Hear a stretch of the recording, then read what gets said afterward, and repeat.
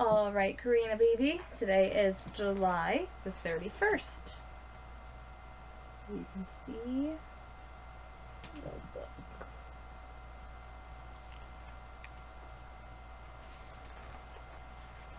Okay, so it's Magic Bubbles.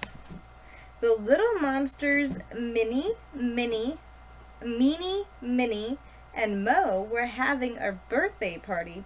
Planet Pongo's birthdays don't happen just once a year. Little monsters have birthdays whenever they feel like it. A wizard arrived at the party in a puff of smoke. Wizard Fizzy, at your service, said the wizard. Birthday party entertainment specialty. And he gave Minnie, and Mo some magic bubble mix. Thank you, said the little monsters excitedly.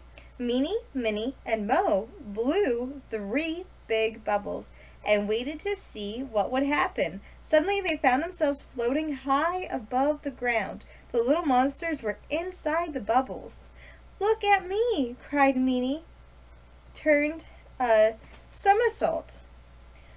Minnie and Mo's bubbles bumped into a mountain and bounced off again, like giant rubber balls. The magic bubbles floated up and up till they touched the stars. Then they went around the moon and down again and landed on Pongo with a poof, bang, pop. That was fun, said Minnie, and Mo. As they picked themselves up off the ground, they looked around for Wizard Fizz, but he had vanished into thin air. Wizards are like that on Pongo. Their 1 minute goes the next. Their 1 minute gone the next, just like those magic bubbles. Poof, bang, pop. All right, now that you heard the story, take another look at this photo. Look at those bubbles. That's what they're doing. Okay, and it's okay. Okay, I didn't know you wanted to actually be in here. Come on. It's okay. Oh, come here, baby. You're good. Come here. You okay? It's okay, baby. Okay. Okay. Oh, it's okay. You're using your little voice, though. At least I heard you. Yeah, I know. It's so sad.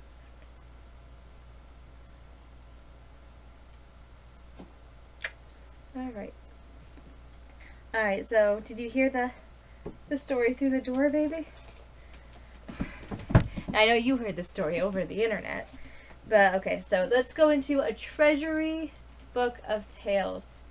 So you can see all these neat little photos in here. There's Little Red Riding Hood and the Fox. Here's Little Miss Riding Hood. I have this kitten on my lap. Look. Her seeing the fox in the forest. Oh, kitten.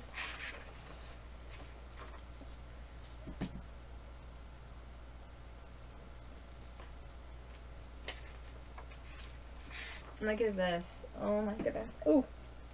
Kitten got me.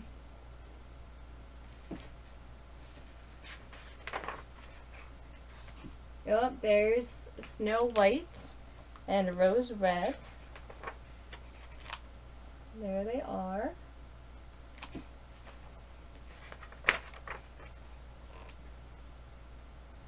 Sleeping on moss in the forest. Oop. No. Alright.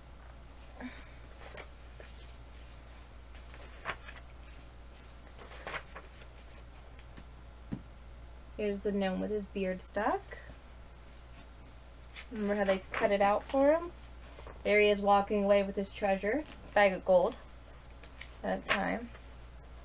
Here he is again, that ungrateful gnome. Oh, here's a rose. Beautiful prince. Alright, so there's the roses. Alright, this one's Hansel and Gretel. At the edge of the vast forest lived a poor woodcutter with his wife and their 2 children. The little boy was called Hansel and the little girl was called Gretel. And the family were so poor they had hardly anything to eat. Even worse, a great famine was threatening the land, and the woodcutter was finding it very hard to make a living. One evening when the children had gone to bed, the man sighed and said to his wife, "What is it to become of us? How are we going to feed our children when we can't even have anything for ourselves?" "Well, I have a good idea," answered his wife. "Tomorrow early in the morning we will take the children to the thickest and darkest part of the forest. We will light a fire for them and give them each a piece of bread. Then we will go to our work and leave them there. They will not be able to find the way back home, and we will be rid of them." "No," said the man, "I don't want to do that. How can I abandon my children in the forest? The wild animals will eat them." "Oh, you fool," exclaimed the wife. "If we don't do it, all 4 of us will starve. Is that what you want?" She would give him no peace until he gave in. Hansel and Gretel were so hungry that they could not sleep, and consequently they heard everything the woman said. Gretel started crying and said, "Oh, Hansel, what are we going to do?" "Hush now, Gretel," said Hansel. "Don't worry. I'll find a way to get us out of this trouble." When his parents were asleep, Hansel got up, put on his clothes, and slipped outside. The moon was full and bright, and the little stones which lay in front of the house sparkled. "Oh, baby, what do you want?" "Like silver pieces." Hansel bent down and filled his pockets with as many pebbles as he could carry.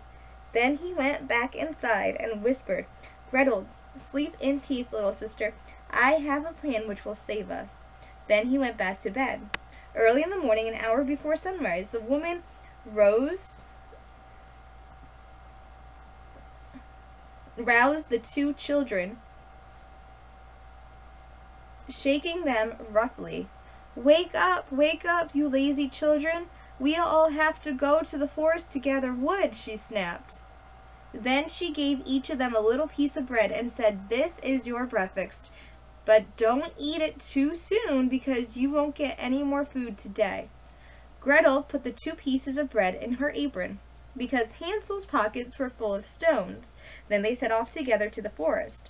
Before they reached the wood, Hansel stopped to look back at the house. He did this so often that his father became curious. "Why do you keep stopping to look at the house?" he asked. Watch out, you don't trip over your own legs." "I'm looking at my white cat," replied Hansel. "He's sitting on the top of the roof and wants to say goodbye to me." "Fool," said the woman, "that is not your little white cat. It is only the rising sun that shines on the chimney." But of course Hansel had really been lagging behind so that he could lay a trail with the stones which he had hidden in his pockets. One by one he dropped the petals on the ground. "Meow, you okay?" When they arrived in the middle of the forest, their father said, "Now you 2 gather some wood, and I will make you fire, so that you will not get cold." Hansel and Gretel together did as he said, and soon they had made a pile of firewood as tall as a little hill. Their father lit the fire, and when the flames were burning high, his wife said, "Children, sit close to the fire and rest. We will go further into the forest to chop trees.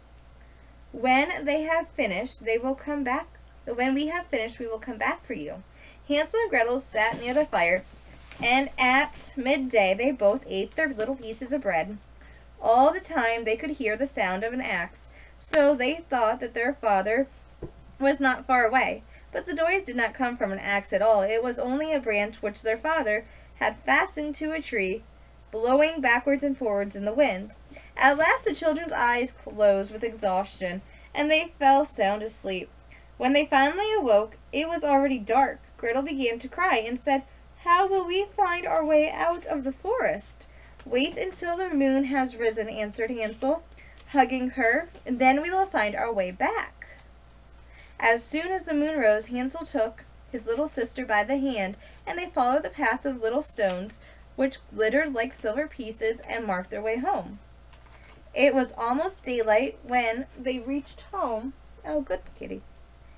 And they knocked at the door. And when the woman opened it and saw it was Hansel and Gretel, she said, "You naughty children, where have you been all night? We thought you were lost." Their father was delighted to see them and welcomed them into the house. But it wasn't long before once again the children overheard the woman complaining to their father, "We only have half a loaf of bread, and after that it is finished, there is nothing left to eat. We have to get rid of the children. We will take them even further into the forest so that they cannot find their way back. There is no other solution." Their father was heartbroken and thought it would be better to share the last piece of bread with the children instead of sending them away. But the woman did not want to hear any more about it, and started to scold him until he at last gave in again. When their parents were asleep, Hansel got up and went to gather stones, as soon as he had done before. But this time the door was locked, and Hansel could not go outside. Nevertheless, he comforted his little sister and said, "Don't worry, I will find a way to get us out of this trouble." Early in the morning, the woman got the children out of bed and gave them each a little piece of bread, even smaller than the last time. While they walked into the forest, Hansel kept stopping to drop crumbs on the ground, crumbled from the bread he had in his pocket. "Hansel, why do you keep lagging behind?" said his father. "Hurry up." "I am looking for my pigeon that is sitting on the top of the roof and wants to say goodbye to me," replied Hansel. "You fool," explained the woman, "that is not your pigeon. That is only the rising sun lighting up the chimney." Hansel continued to secretly drop breadcrumbs along the path. Deeper and deeper into the forest they went. They were taken where they had never been before in their lives. As before, their father lit a big fire for them, and the woman said, "Stay here by the fire. We are going into the forest to chop trees, and in the evening, when we are finished, we will come to take you home again." At midday, Gretel shared her piece of bread with Hansel, who had crumbled his